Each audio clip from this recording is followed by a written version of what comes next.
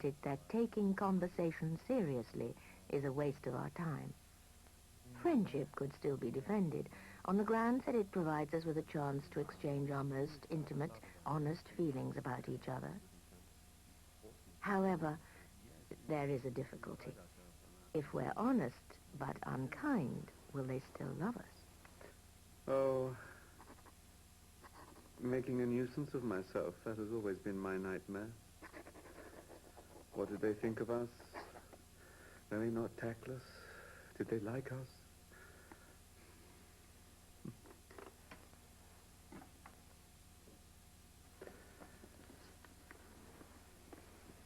It seemed to me that Proust's overwhelming priority in any encounter was to ensure that he would be liked, remembered, and thought well of.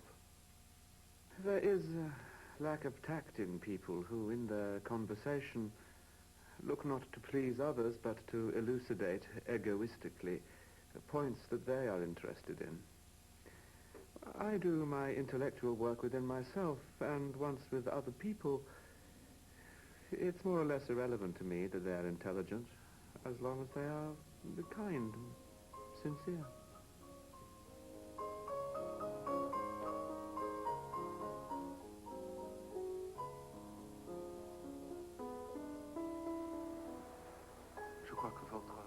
In Time Regained, the last of the 7 volumes, Proust is concerned with how we express our emotions. Here, Baron Charlus gives some rather acerbic advice on the subject. Encore jeune, vous devriez en profiter pour apprendre 2 choses. La première, c'est de vous abstenir d'exprimer des sentiments trop naturels pour n'être pas sous-entendus. La seconde, c'est de ne pas partir en guerre pour répondre aux choses qu'on vous dit avant d'avoir pénétré leur signification. Si vous aviez pris cette précaution, vous vous seriez évité d'avoir l'air de parler à tort et à travers comme un sourd. Et d'ajouter par là un second ridicule à celui d'avoir des encres brodées sur votre costume de bain.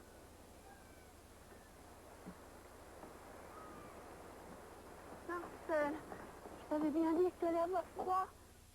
Proust so titillates my own desire for expression that I can hardly set out a sentence. Oh, if I could write like that, I cry. And at the moment, such is the astonishing vibration and saturation he procures.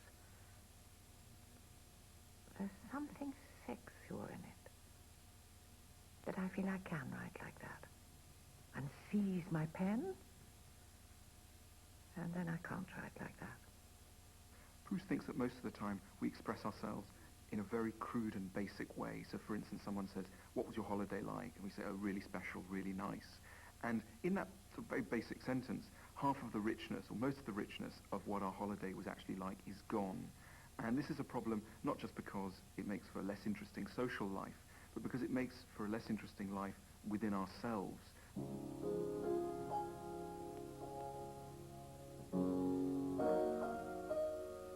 Marcel, have you had any time to read my manuscript?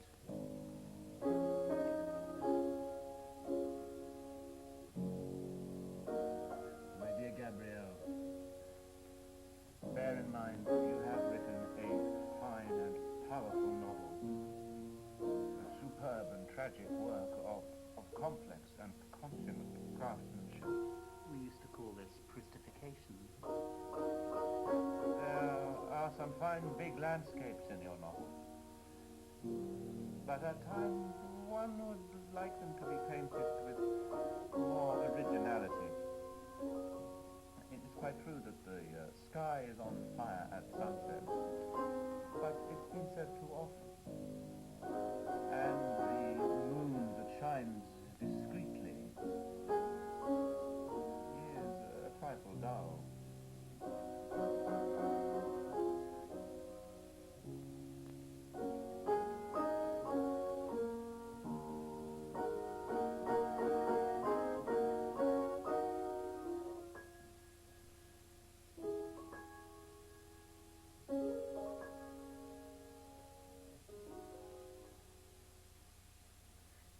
ask why Marcel objected to phrases that had been used too often.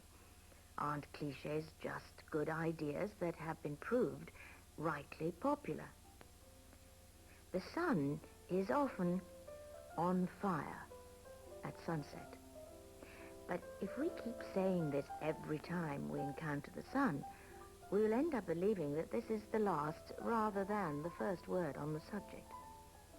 And if this matters, it is because the way we speak is ultimately linked to the way we feel, because how we describe the world must, at some level, reflect how we first experience it.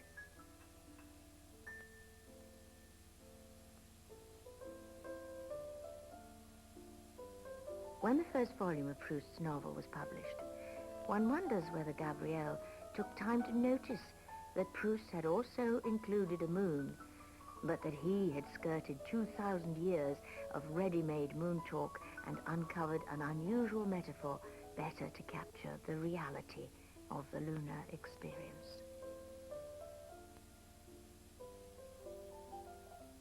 Sometimes in the afternoon sky, a white moon would creep up like a little cloud, furtive, without display, suggesting an actress who does not have to come on for a while, and so goes in front in her ordinary clothes to watch the rest of the company for a moment, but keeps in the background, not wishing to attract attention to herself. Proust felt that one of the roles of the artist was to break down the old clichés, as the French put it, to break the screen, so you can all pass through to the other side and go into something completely new and wonderful, which wouldn't have been possible unless that artist had broken the screen. I mean, a guy who lived in a cork-lined room, it turned out to be one of the great adventurers, one of the great explorers. The word oceanic is quite often used for the Proust book, and that is so helpful because it kind of lets you off the task of having to understand it all at once. For Proust, art wasn't just a hobby, it wasn't just a day job, it was almost a religious drive. He had certain things to express, and he needed to express them. That was the meaning of his life, and he died shortly after he finished his book, really because he had nothing left to do. He had done what he was put on earth to do.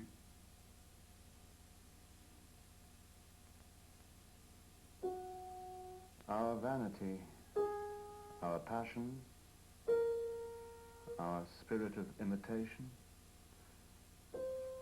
our abstract intelligence, our habits have long been at work, and it is the task of art to undo this work of theirs, making us travel back in the direction from which we have come, to the depths, where what has really existed lies unknown within us.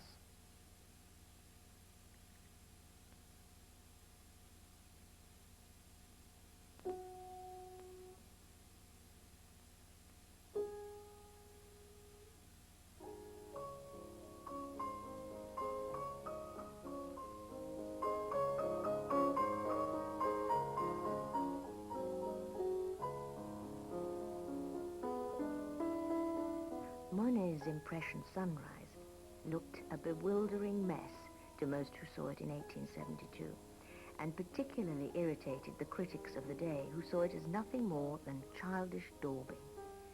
A few years later, opinion had changed. This new technique was seen to be masterful at capturing a dimension of visual reality that had so far been overlooked.